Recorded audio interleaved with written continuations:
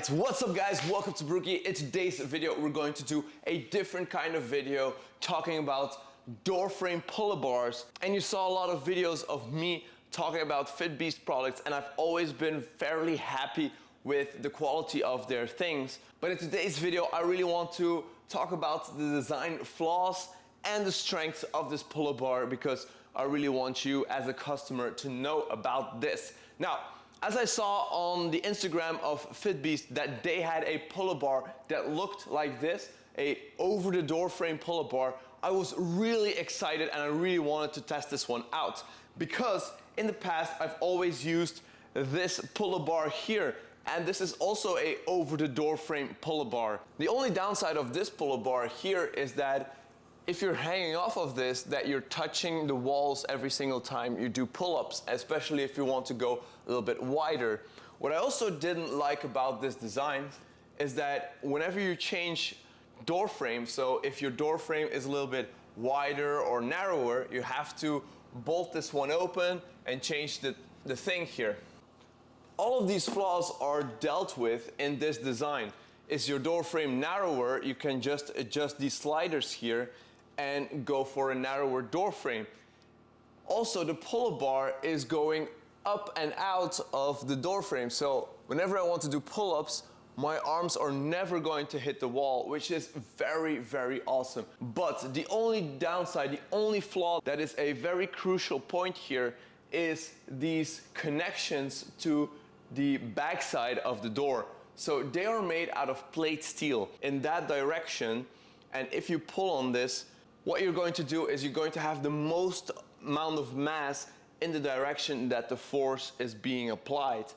Now, that's very good in theory, but what ends up happening is if this thing is a little bit out of alignment and you're going to pull on this, well, you're going to pull these plates like a little bit out of whack, and what ends up happening is that you bend the plates completely, making them unusable. Now, mine came broken during shipping, so already one of the plates here was bent, and as I want to use it, it bent even more. That's why you don't see me do any pull-ups on this thing. A very, very, very unfortunate design flaw here on Fitbeast's part. And I think it's something that's easily fixable, because if you just use some tube steel, maybe on the inside of this plate, you're going to have a lot stronger connection and the product is going to be a lot better. Yes, this part failed during shipping, but they also intend this thing to take with you, to be portable. If this thing is going in your luggage and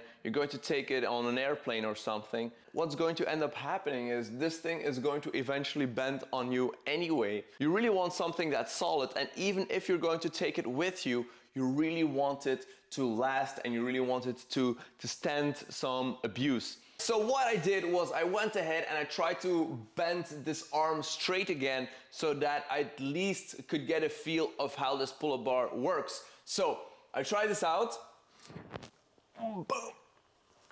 What I really like is that this pull-up bar is higher and away from the wall. And something I also would change is if I press on these knobs here, and sometimes it works, sometimes it doesn't, then you can change it like this so that you increase the portability.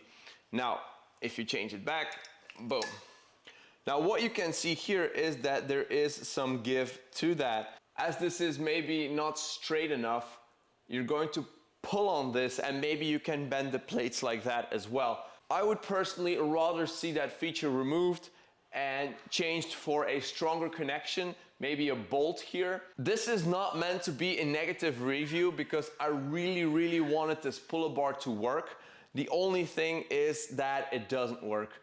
I like the design, but I really wanted this to be a great product, especially because I have this pull-up bar for already, I would say 10 years, and it didn't break on me. And this thing only costed me around 20 euros. The only thing is here, you pay 6 times the price for something that is less sturdy and that has a feature that nobody's going to use. This is more like a message to the customer and also to Fitbeast that if they want this product to be successful, Make sure it's sturdy, make sure it's going to last a long time, because that is what people want. Unfortunately for Fitbeast, and unfortunately for everybody who already bought this, I cannot recommend this product unless it gets changed, it gets made a little bit stronger, and then maybe I could be an advocate of this. So thanks so much for watching, guys. I hope you liked this video. I hope you got something out of it. I guess I'll be seeing you all in the next video.